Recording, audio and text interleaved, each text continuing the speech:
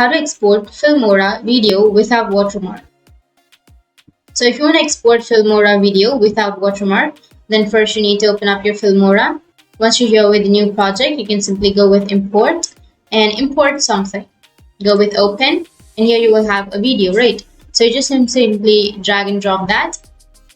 And after that, here on the bottom of this video or of this interface, you will have change project settings option. You just need to simply go with settings, and here you will have change project aspect ratio.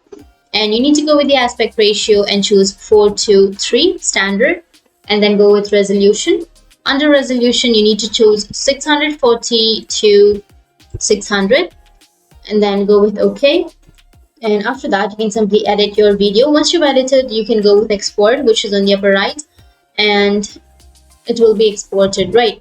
So we don't have an option to remove the watermark in Filmora, but what you need to do is, instead of that, you need to install another application, which is CapCut. So you just need to simply go and install the CapCut application, which looks like this. So launch the CapCut application, go with create project. And once you open that, now here you need to go with import, which is on the left side, and then choose the video that you've just saved or that you've just exported from your Filmora.